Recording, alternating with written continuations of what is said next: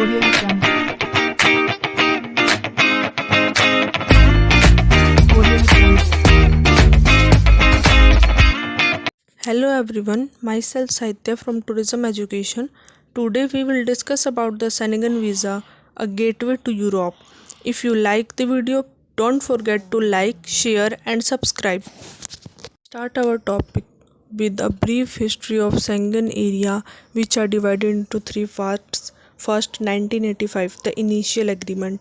14 जून 1985 को Belgium, France, Germany, Luxembourg और Netherlands ने लग्जमबर्ग के छोटे से शहर सेंगन में सेंगन समझौते पर हस्ताक्षर किए, जिसका उद्देश्य धीरे धीरे अपनी साझा सीमाओं पर सीमा नियंत्रण हटाना था।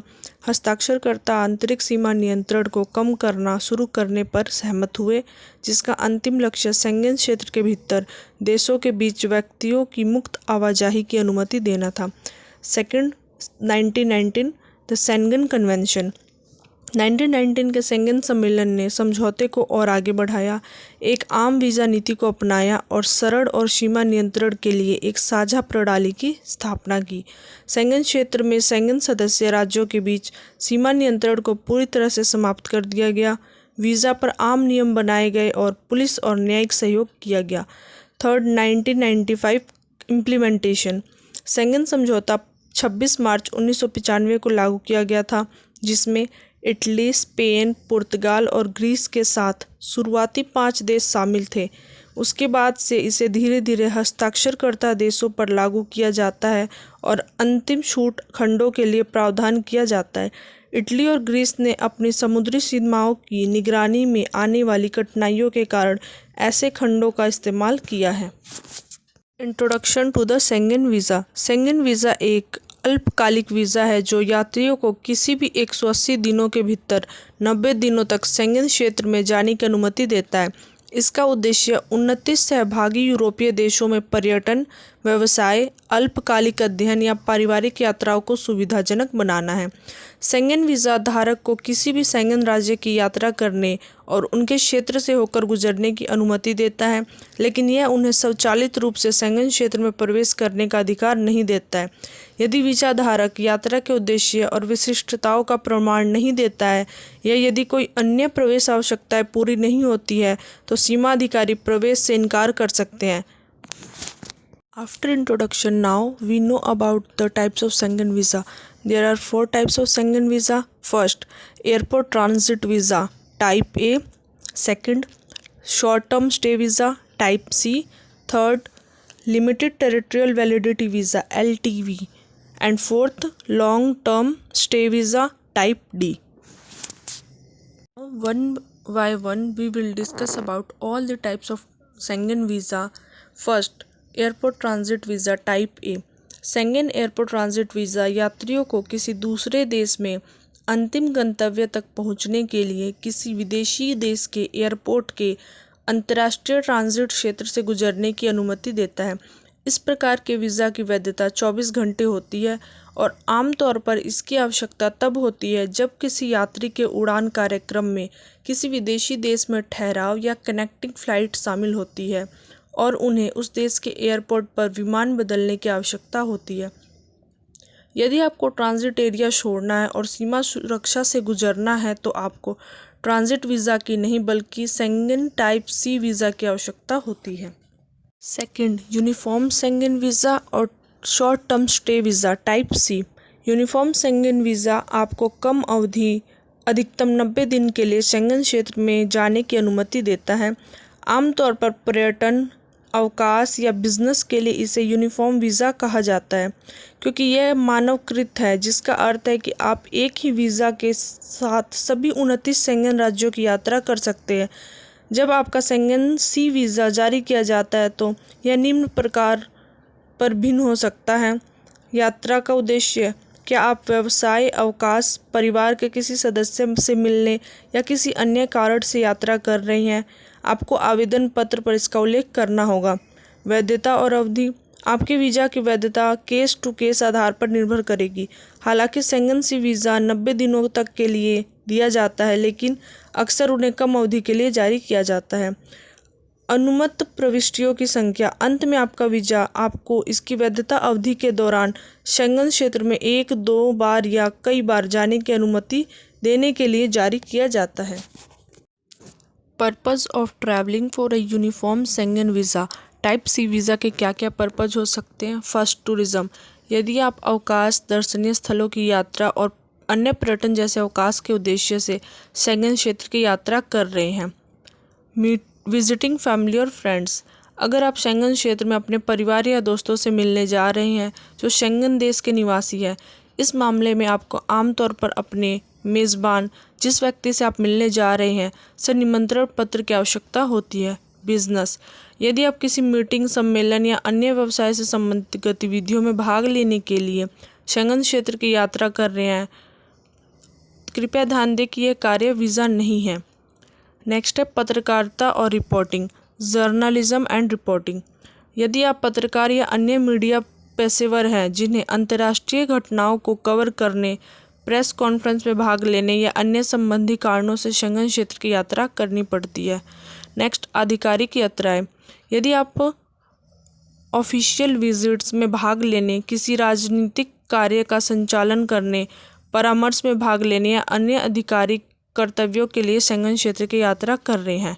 नेक्स्ट है मेडिकल ट्रीटमेंट। यदि आपको चिकित्सा उपचार प्राप्त करने के लिए शेंगन क्षेत्र की यात्रा करने की आवश्यकता है तो आमतौर पर ऐसा उपचार आपको अपने देश में नहीं मिल सकता है। Third type of Schengen visa, limited territorial validity visa. Limited territorial validity visa एक प्रकार का शेंगन वीज़ा है जो आपको पूरे शेंगन क्षेत्र के बजाय केवल कुछ शेंगन सदस्य देशों में यात्रा करने की अनुमति देता है। यह वीज़ा आमतौर पर मानवीय व राष्ट्रीय हित के मामलों जैसे विशिष्ट कारणों से जारी किया जाता है और यह वीज़ा में निर्दिष्ट शेंगन देशों तक आपकी यात्रा को प्रतिबंधित रखता है। एलटीवी वीज़ा एक नियमित शेंगन वीज़ा से अलग होता है क्योंकि नियमित शेंगन वीज़ा शेंगन सदस्य देशों में स्वतंत्र रूप से यात्रा करने की अनुमति देता है, जबकि एलटीवी आपको कुछ उल्लेखित क्षेत्रों में ही यात्रा करने की अनुमति देता है। इसलिए यदि आपको एलटीवी शेंगन वीज़ा मिलता है तो आपको वीज़ा में उल्लेखित प्रतिबंधों का सख्ती से पालन करना चाहिए और केवल उल्लेखित विशिष्ट देशों की यात्रा करनी चाहिए। एक वीज़ा जो एक या एक से अधिक शेंगन सदस्य राज्यों के क्षेत्र के लिए वैध होता है उसे सीमित प्रादेशिक वैधता वीज़ा यानी LTV, limited territorial validity visa के रूप में जाना जाता है। Fourth and last type of Schengen visa, type D, national visa और long stay visa. National visa उन व्यक्तियों को दिया जाता है जो शेंगन देश में अध्ययन, काम या स्थायी निवास स्थापित करना चाहते हैं। शेंगन सी वीज़ा की तरह यह शेंगन क्षेत्र के भीतर आवागमन की स्वतंत्रता देता है, लेकिन यह आपको केवल उस शेंगन देश में काम करने, अध्ययन करने या रहने की अनुमति देता है जिसने इसे जारी किया है। नेशनल डी वीज़ा आमतौर पर निम्नलिखित कारणों से जारी किया जाता है। पहला, शेंगन देश में 3 महीने से अधिक तक अध्ययन करना। सेकंड, शेंगन देश में काम करना। नेक्स्ट, यूरोपीय संघ के नागरिक जैसे आपके पति या पत्नी के साथ परिवार के पुनर्मिलन के लिए शेंगन देश में जाना, कार्य और यात्रा कार्यक्रमों के लिए। नेक्स्ट, शेंगन देश में सेवानिवृत्ति के लिए, शेंगन देश में निवेश या व्यवसाय स्थापित करने के लिए एंड शेंगन देश में डिजिटल खानाबदोश के रूप में काम करने के लिए। राष्ट्रीय वीज़ा यानी नेशनल वीज़ा के नियम और शर्तें संबंधित शेंगन देश द्वारा तय की जाती हैं, जबकि शेंगन वीज़ा एक समान वीज़ा है जो सभी शेंगन सदस्य देशों द्वारा संयुक्त रूप से जारी किया जाता है। Now we discuss about list of Schengen countries. 2025 में शेंगन क्षेत्र में 29 देश शामिल होंगे, जिनमें 25 यूरोपीय संघ के सदस्य देश शामिल होंगे जो शेंगन क्षेत्र का हिस्सा हैं। इसके अलावा आइसलैंड, लिechtenstein और नॉर्वे और स्विट्ज़रलैंड भी शामिल होंगे तथा बुल्गारिया और रोमानिया 2025 के लास्ट तक इसके सदस्य बन गए। यहाँ 2025 में शेंगन देशों की एक विस्तृत सूची दी गई है।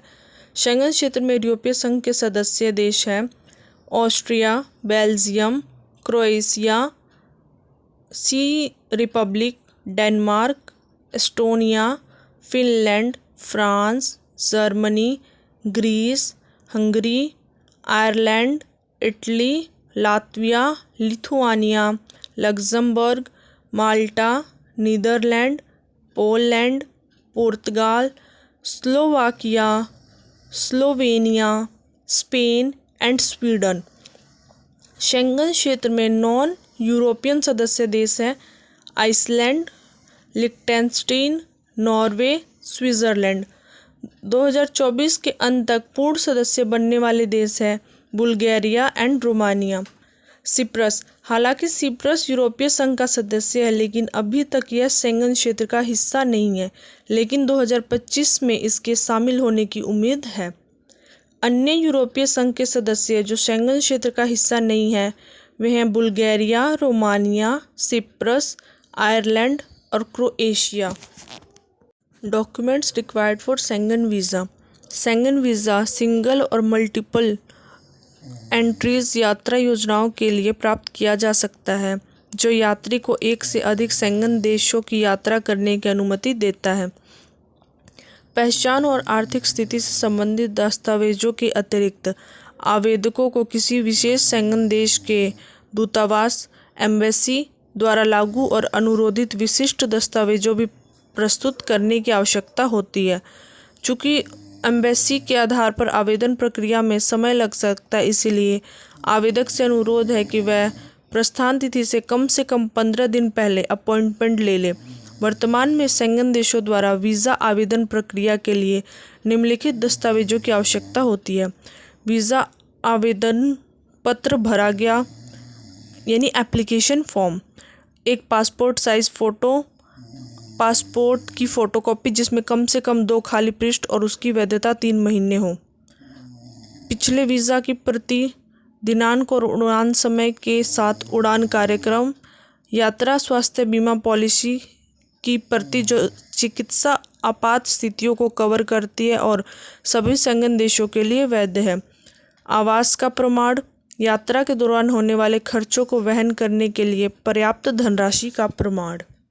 After documentation, now we know about the Schengen visa fees.